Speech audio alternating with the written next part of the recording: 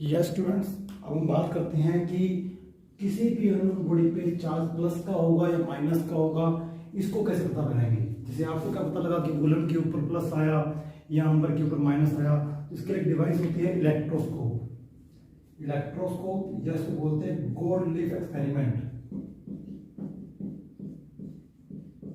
Gold leaf experiment क्यों बोलते हैं, इसकी बात भी अपने इस एक्सपेरिमेंट में करेंगे। तो इसके अंदर क्या होता है कि आप इस डिवाइस से अननोन बॉडी के ऊपर चार्ज कौन सा है, मतलब चार्ज की नेचर कि वो प्लस का है या माइनस का है, और दूसरी बात कितना है, कितना चार्ज है, ये तो हम मतलब इस लेवल पे नहीं पढ़ेंगे। 12th लेवल पे सिर्फ यही पढ़ाया जाएगा कि चार्ज किस नेचर का है, प्लस का है या माइनस का है। तो इसके अंदर क्या होता है, कांच का एक जार होता है, कांच का एक जार है ग्लास का, इसके अंदर बीच में एक मेटल की रोड फिट की होती है। मान लिया कि एल्यूमिनियम है, कोई भी मेटल ले सकते हैं, लेकिन इसके नीचे जो लीफ लगी होती है वो लगी होती है गोल्ड की, इसीलिए इसका नाम गोल्ड लीफ एक्सपेरिमेंट है। तो यहाँ गोल्ड की लीफ लगाने का रीजन क्या है, ऐसे ही आपको एक चैप्टर नंबर 12 एटम के अंदर बताया जाएगा कि रदरफोर्ड ने अल्फा स्कैटरिंग के लिए भी वहाँ गोल्ड यूज किया था। वहाँ गोल्ड लेने का रीजन ये था कि गोल्ड एक हैवी मटीरियल है, क्योंकि अल्फा पार्टिकल जो है बड़े वेलोसिटी से आ रहे हैं, एक्सेलरेशन से आ रहे हैं, तो हमें अगर उनकी स्कैटरिंग करवानी है तो हमें हैवी मटेरियल चाहिए, इसलिए हमने वहाँ पे गोल्ड की लीफ ली थी। लेकिन यहाँ गोल्ड लीफ लेने का रीज़न क्या है, वहाँ का रीज़न तो पता लग गया कि अल्फा स्कैटरिंग में गोल्ड लीफ लेने का रीज़न सिर्फ यही था कि गोल्ड एक हैवी मटेरियल है जो अल्फा पार्टिकल का स्कैटरिंग ईजिली करवा देता है। लेकिन इस एक्सपेरिमेंट में, गोल्ड लीफ एक्सपेरिमेंट इलेक्ट्रोस्कोप में गोल्ड लेने का रीजन ये है कि गोल्ड एक सेंसिटिव मटेरियल है। सेंसिटिव का मतलब यहाँ अगर आसपास थोड़ा बहुत भी चार्ज आएगा तो वो हमें पहले से इंडिकेट कर देगा, यानी उसके अंदर वाइब्रेशन आनी स्टार्ट हो जाएगी, यानी आसपास चार्ज की प्रेजेंस को सबसे पहले गोल्ड डिटेक्ट करता है। तो अब हम देखते हैं, अब इसके ऊपर हमने थोड़ा सा चार्ज पहले से क्रिएट कर दिया, बिल्कुल नॉर्मल सा, और ये मेटल की है, तो हमने एक बात ये लेट कर दी कि मेटल्स के ऊपर थोड़ा फ्रिक्शन करने से चार्ज क्रिएट होता है, और वो है पॉजिटिव चार्ज। ये हमने क्या बोलते हैं, एक बेस हमने बना लिया। अब मुझे पता करना है कि इस प्लास्टिक के ऊपर ये मार्कर जो है इसके ऊपर कौन सा चार्ज है, तो इसको मैं यहाँ पर अननोन बॉडी, जो हमारी चार्ज अननोन बॉडी है, ये हमारी अननोन चार्ज बॉडी है,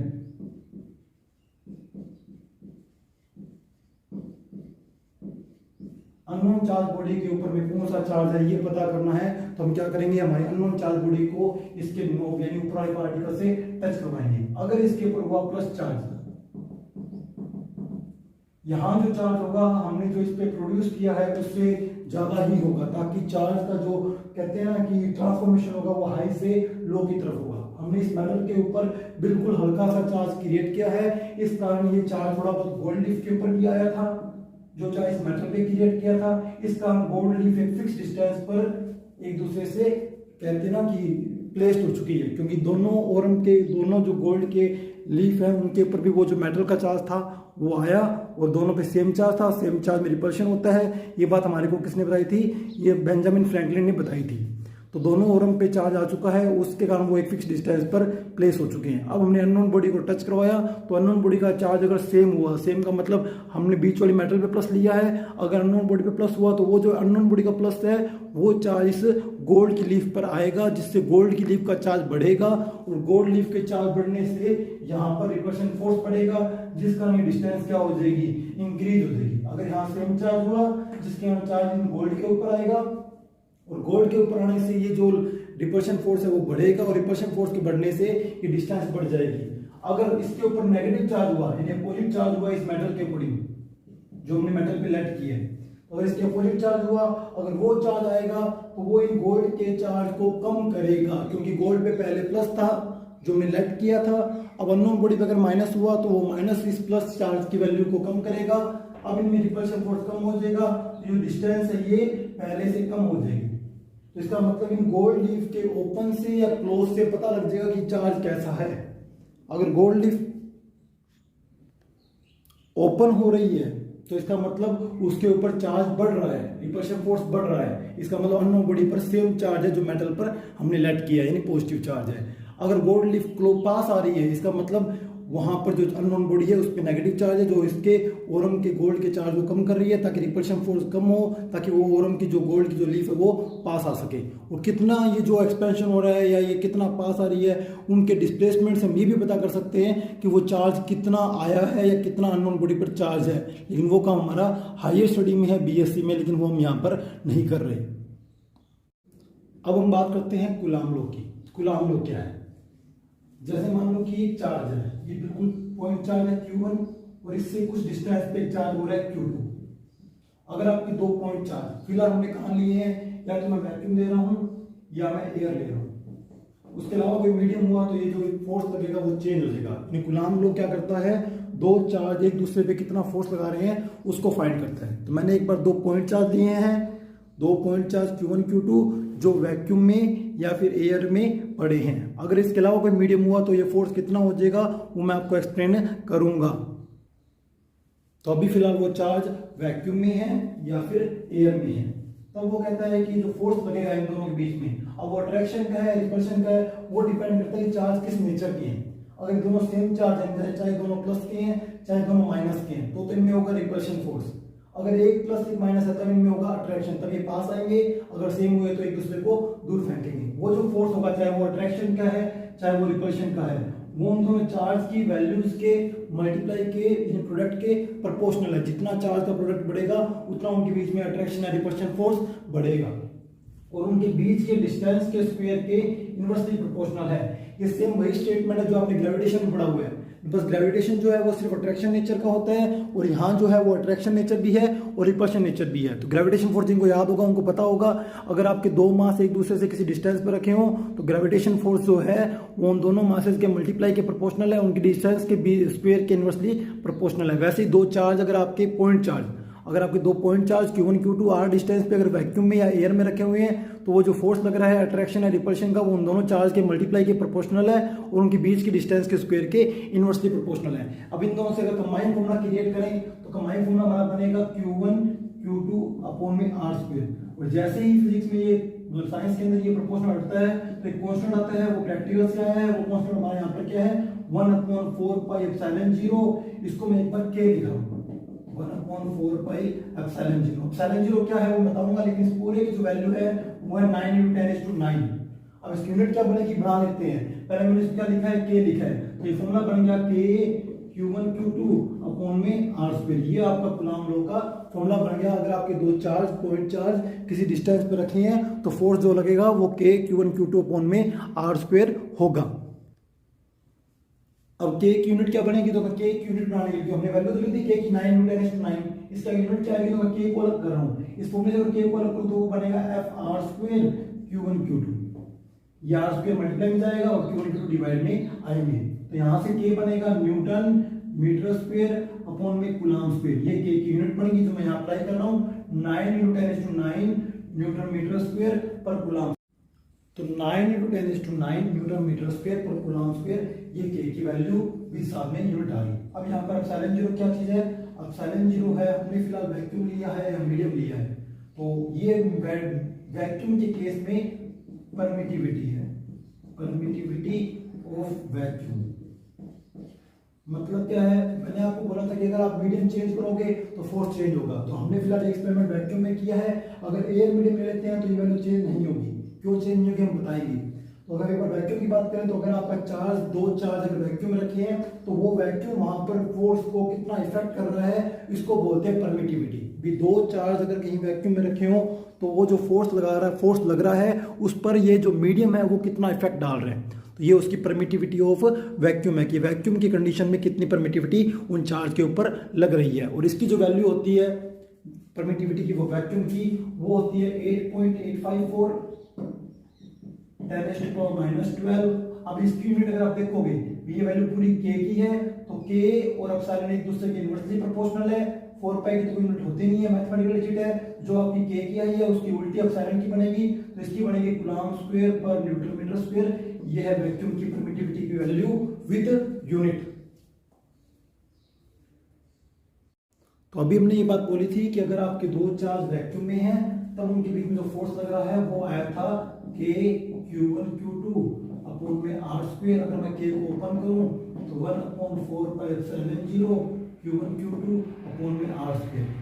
फिलहाल यहाँ से अगर हमारे चार्ज वैक्यूम में है, मैं इसको एक बार F0 ले देता हूँ, F नॉट, यानी वैक्यूम की कंडीशन में जो फोर्स है वो है। अगर हमारा चार्ज कहीं दूसरे मीडियम में रखा हो तब फोर्स कितना लगेगा, तब यहाँ पर जो परमिटिविटी है वो उस मीडियम की आ जाएगी कि वो मीडियम हमारे उस फोर्स को कितना इफेक्ट डाल रहा है। अभी एप्सिलॉन 0 की बजाय एप्सिलॉन m बन जाएगा। वही चार्ज Q1 Q2 मान लो r डिस्टेंस पे वैक्यूम में ना रख के किसी मीडियम में रखे हुए हैं, तब उनके बीच में जो लगने वाला फोर्स है वो कितना हो जाएगा, 1/4πε0 Q1 Q2 अपॉन में R स्क्वायर। अब हम इस मीडियम की परमिटिविटी की वैल्यू कैसे लेके आएंगे, तो इसको मैं एक काम करता हूँ, वैक्यूम की कंडीशन में रिप्लेस करता हूँ। तो इसको मैं लिख सकता हूँ 1/4πε0 मल्टीप्लाई बाई नई टर्म आ रही है एप्सिलॉन r, जिसको बोलते हैं डाइलेक्ट्रिक कांस्टेंट। ये क्या चीज है मैं इसको एक्सप्लेन करूंगा।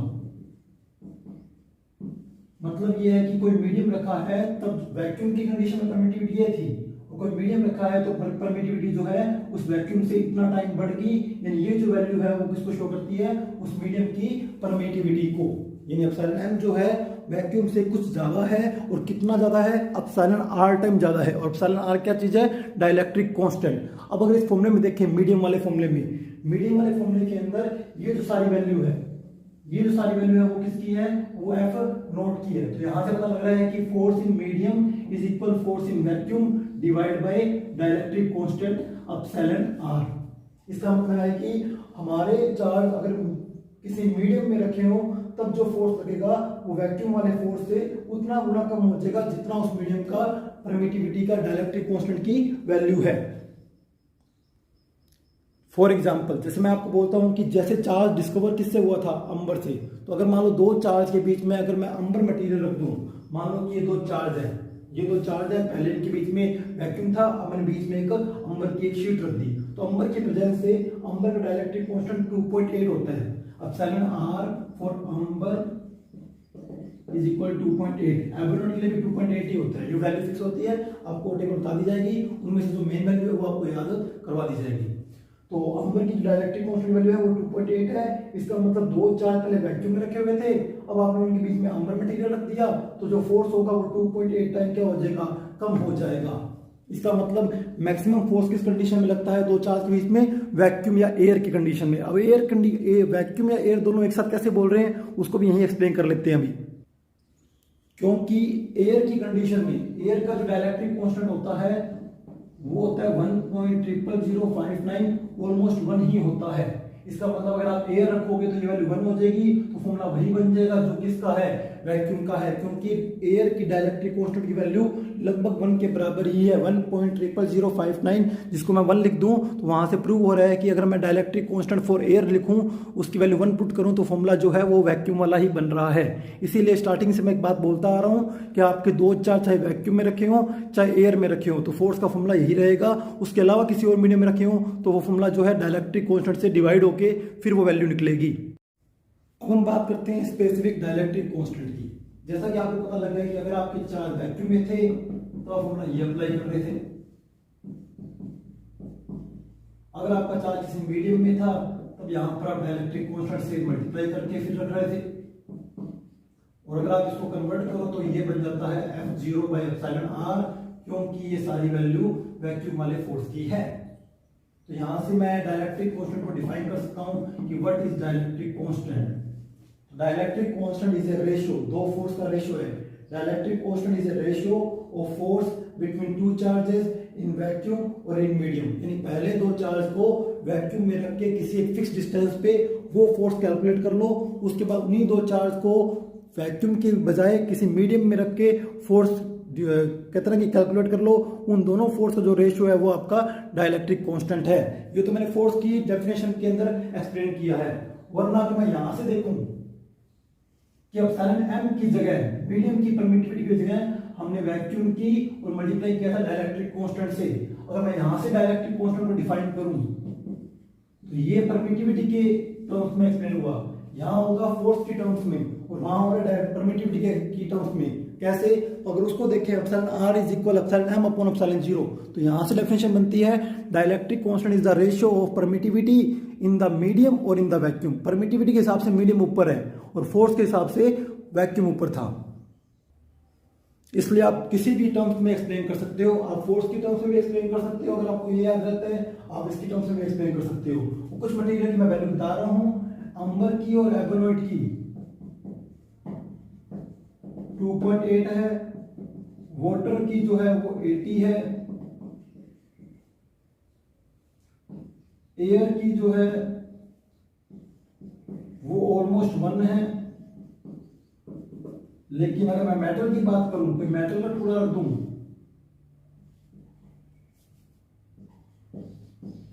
तो डाइलेक्ट्रिक कांस्टेंट इनफाइनाइट हो जाता है।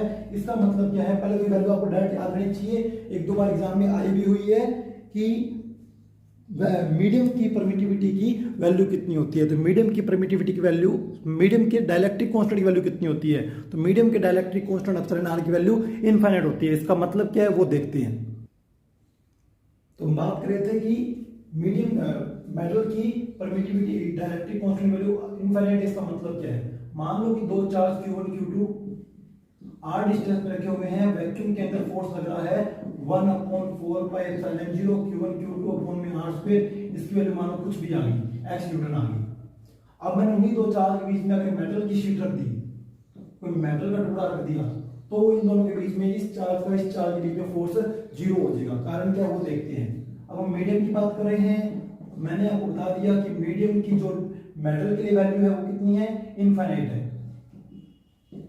इनफाइनाइट क्या होता है 1/0, ये सारा ऊपर जाकर 0 हो जाएगा। इसका मतलब दो चार्ज के बीच में अगर कोई मेटल की शीट रख दें तो फोर्स कितना हो जाएगा, 0 हो जाएगा। एक क्वेश्चन एक बार सीबीएसई में आया भी हुआ है कि दो चार्ज के बीच में वैक्यूम की कंडीशन में फोर्स 18 न्यूटन है, अगर इनके बीच में एक कॉपर की प्लेट रख दें तो फोर्स कितना हो जाएगा, तो फोर्स 0 हो जाएगा।